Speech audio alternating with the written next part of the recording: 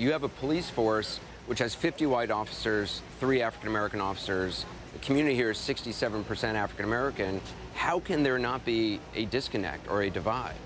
Well, I mean, I think there's clear differences between us. I mean, there's things that we continue to work on, but in Ferguson, we've always tried to work on our shared values, those things which bring us together. Clearly, we've continued, and we need to continue more, obviously, to bring, our residents who feel that way, who feel disaffected or disconnected, into the fold. But I heard you say you don't believe any resident here believes there's a racial divide.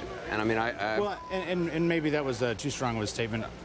I obviously wanted to impress upon people that the majority of residents in Ferguson, I don't believe felt that way. But the majority of residents in Ferguson are African American, and they are being policed by a force which does not represent them in terms of race. And I'm not saying race is the only criteria here, but you're kind of making it the only criteria, though. Well, no, actually, because I mean, any company in America, has diversity programs. And have you guys not heard of diversity programs? You got 3 African American officers and 50 white officers. Does that make any sense to you? We have more. We have a couple more than that, but we also have Hispanic officers and Asian officers. So we have been. Your force is 90% white.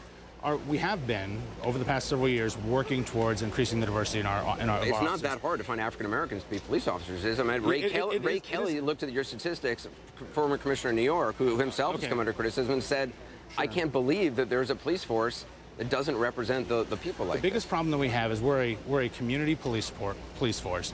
There is St. Louis City Police Department and St. Louis County Police Department, which all pay much more than us, have a lot more opportunities for advancement, and most African-American officers will eventually want to go to those jobs, and I don't blame them. Have you really made efforts to reach out? We've lost a lot of officers to that. We've lost officers over the years to people, to departments who pay better, who have more opportunities for advancement. But it's not just your police force. I mean, your city council, 5 out of 6 members of your city council are white. Sure. 6 out of 7 members of your school board are white. Again, in a community 67% African American, do you not see that as a disconnect? But there are other African American leaders in our community. Our neighborhood associations are run by African Americans. Right, but they don't have a vote on the city council. They don't have a vote on the school board. They have a lot of influence as far as what the council members do. I mean, they're the grassroots people on the ground. They're the ones that we attend all the neighborhood associations week after week, listening to these people. When I walk into a room full of African Americans, they tell me what they want. They tell me what they think,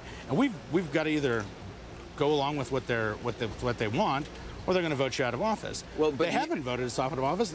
But as you know, voter turnout in municipal elections are off-year or odd-year elections here, and voter turnout among African Americans. Municipal elections are in April. It's different than anywhere else. So in odd years, so voter turnout among African Americans. Every year in Ferguson, not just odd years. Well, you have national elections, which has about equal voter turnout, but during municipal elections in odd years, voter turnout among African Americans is incredibly low. Not true. I was just reelected. It is a national election year. I was just reelected unopposed. Now, I was elected the first time in an odd year. We have three-year terms. I was just reelected in a national election year, so I don't buy that that's the case. African Americans historically have not had as much turnout in those elections. In Ferguson and throughout Missouri, St. Louis area, we've seen an increasing number of African Americans get involved in the local elections and in the primary elections, and so just bottom line, you don't believe that there's a racial divide here? And I'm not trying to show racial divide, but people have asked me to ask you this. No, there are obviously people who feel disconnected, and we've got to reach out to them. No doubt. That is a priority for you. Absolutely, and it always has been a priority. What I don't want people to get the picture about Ferguson is the 22,000 residents here that 11,000 feel this way and 11,000 feel that way, because that is not the case. It's not so cut and dry. Right, it's not so cut and dry. So, but there's clearly anybody who feels disaffected, we need to reach out to them. We always have, and clearly in this case, we've got to reach out to the residents over here better. Mayor Knowles, I appreciate your time. Nice Thank you very much, and you've been busy. Thank you.